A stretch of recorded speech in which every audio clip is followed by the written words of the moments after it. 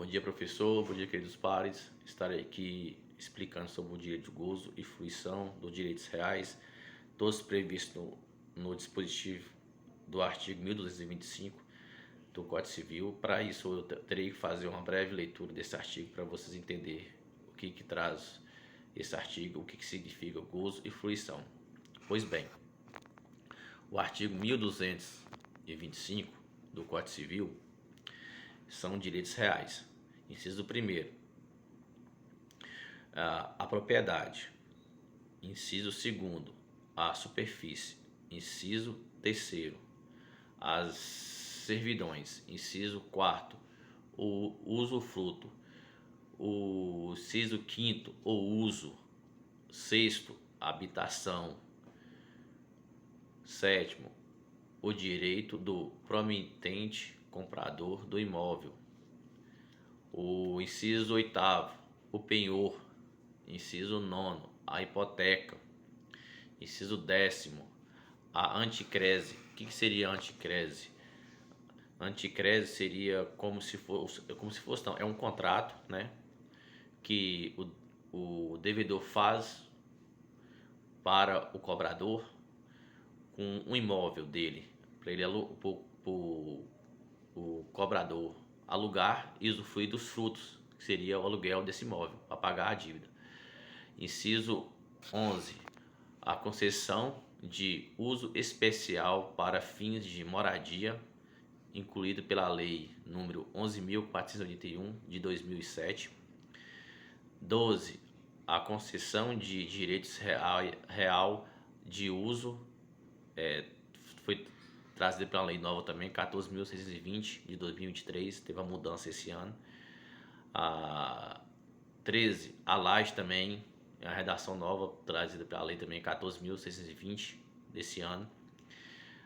14, o direito oriundo da emissão provisória na posse, quando concedida à União, aos Estados, ao Distrito Federal, aos municípios ou à sua entidade delegada e à respectiva cessão e promessa de cessão, também trazida pela Lei 14.620 de 2023.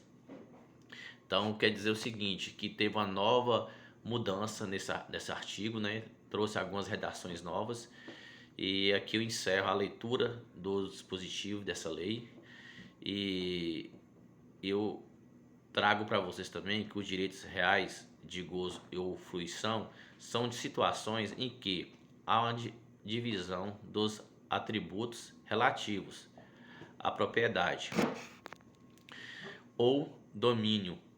Tais direitos transmitem a outrem o atributo de gozar ou fruir a coisa. Seria móveis, imóveis. Então eu encerro aqui a minha explanação sobre esses dois temas, o gozo e a fruição. Espero que vocês tenham gostado. Um bom dia.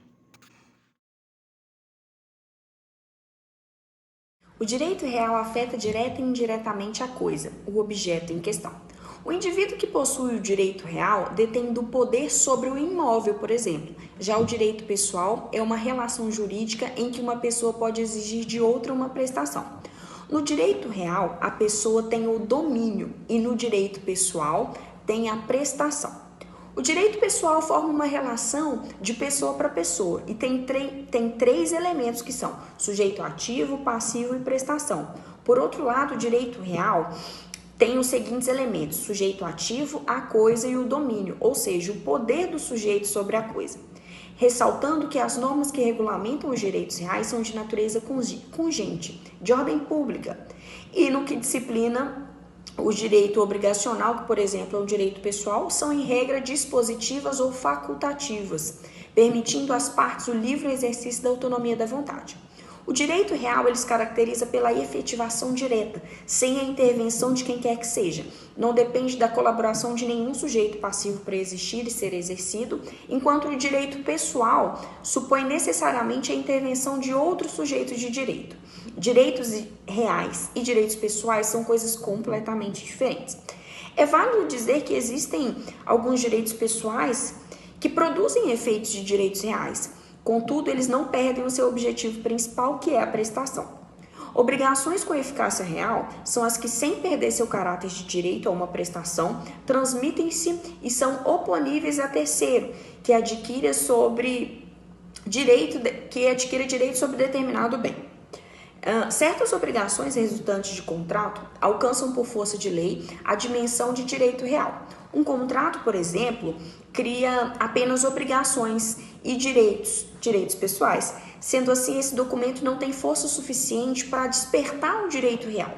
Para isso, é necessário que faça uma transferência, ou seja, é essencial, por exemplo, entregar as chaves do carro para o comprador ou registrar um imóvel no nome da pessoa que o comprou. Nesse sentido, quando ocorre a transferência, que no direito é chamado tradição, o direito real entra em cena e incute no proprietário todo o poder e todo o direito provido da coisa.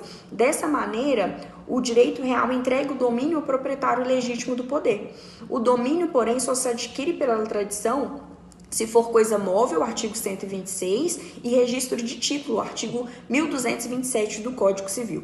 É com a tradição, pois, que o direito pessoal que foi criado pelo contrato ganha foro de direito real.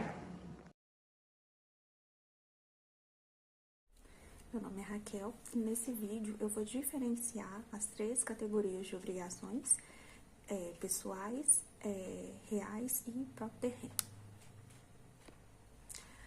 As obrigações pessoais obrigacionais, elas são as obrigações que são conhecidas como obrigações obrigacionais, são aquelas que se baseiam na relação entre o devedor e o credor. Ou seja, nesse tipo de obrigação, o devedor ele é obrigado a cumprir uma determinada prestação. Geralmente, essa prestação é o pagamento de dinheiro ou a realização de uma ação em favor do credor, e a característica, chave é que o devedor ele está vinculado, à obrigação, independente do objeto específico. E se o devedor não cumprir a obrigação, o credor pode buscar uma ação legal para exigir o cumprimento da prestação ou uma compensação financeira. Já as obrigações reais são aquelas nas quais o devedor está vinculado às obrigações, devido a um objeto específico, e geralmente esse objeto é um bem imóvel. Significa que o devedor é obrigado a cumprir uma determinada prestação em relação a um bem específico, e como também manter o bem em boas condições, pagar taxas associadas a esse bem, entre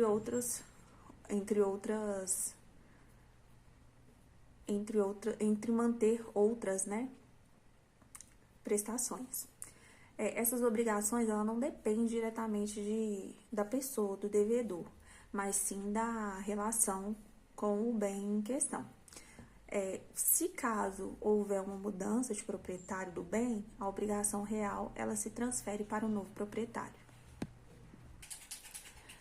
Já na obrigação próprio terreno, são espécies de meio termo entre as obrigações pessoais e as obrigações reais. Então, elas estão relacionadas a um bem específico, assim como as obrigações reais, mas também tem implicações diretas na pessoa do devedor. Ou seja, a obrigação, ela deriva da propriedade do bem, mas o devedor é vinculado à obrigação em virtude de sua relação com o bem. Um exemplo que a gente traz aí, um exemplo clássico que ocorre, como, por exemplo, uma taxa de condomínio. O proprietário de um imóvel ele é obrigado a pagar a taxa de condomínio, e devido à sua relação com o imóvel, mas essa obrigação também é ligada ao proprietário. Então, as obrigações pessoais, elas são ligadas a relações de devedor e credor, independentemente do objeto. As obrigações reais são ligadas a um bem específico, não depende diretamente da pessoa do devedor. Já obrigações próprio terreno são ligadas a um bem específico e também têm implicações diretas na pessoa do devedor. devido à sua relação com o bem.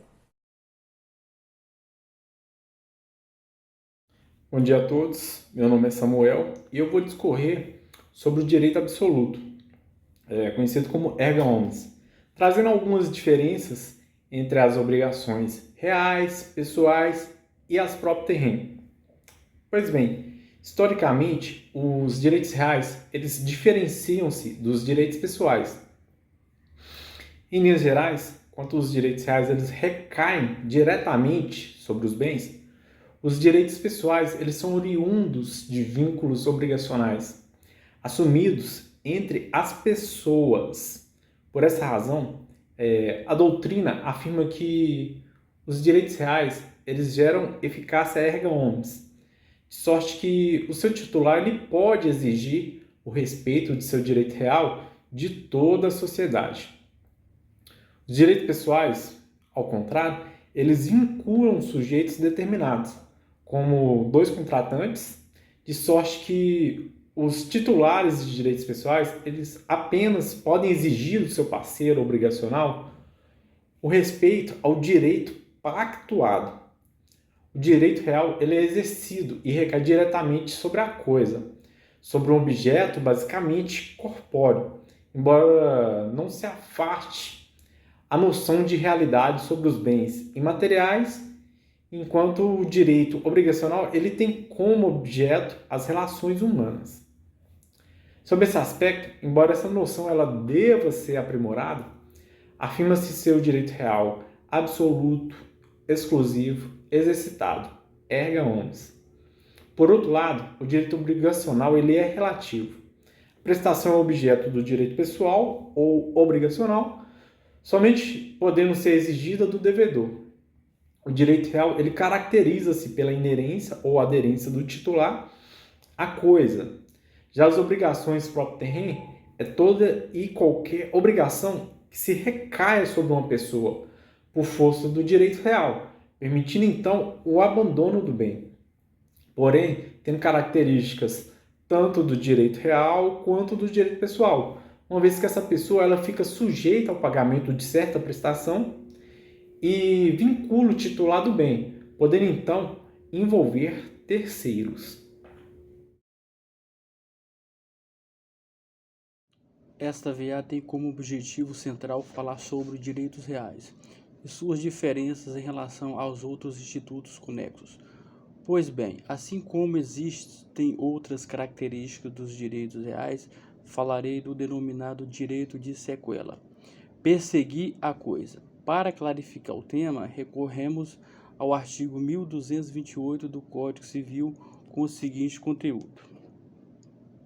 O proprietário tem a faculdade de usar, gozar e dispor da coisa, e o direito de revê-la, do poder de quem quer que injustamente a possua ou detenha.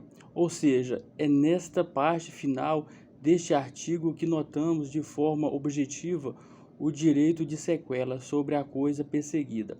Afinal de contas, o titular da propriedade pode perseguir e reivindicar a coisa em face de quem quer injustamente detém, por meio de uma ação reivindicatória de propriedade.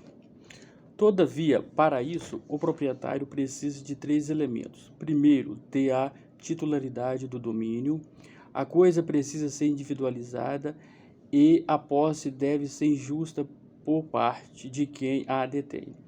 Este instituto é interessante, pois permite ao proprietário perseguir o seu objeto onde quer que se encontre, como relata o juridiquês jus persequente.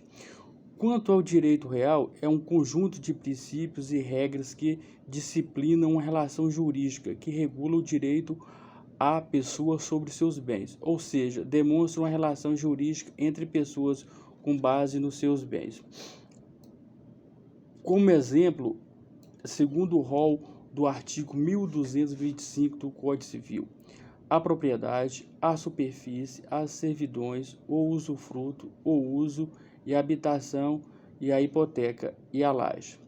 Já o direito pessoal ou obrigacional é uma relação jurídica em que uma pessoa pode exigir de outra uma contraprestação. como exemplo, o cumprimento de algo que foi estabelecido entre eles. Já o direito pessoal é oponível a apenas um sujeito passivo determinado, pois interessa ao caso concreto. Já o direito real é oponível erga omnes, expansível a todos. O titular do direito real possui direito de sequela, já nos direitos pessoais não existe esse instituto. O direito real é sempre determinado, já o direito pessoal pode ser determinável. Enfim, o direito real pode ser adquirido por uso campeão, já o direito pessoal não pode.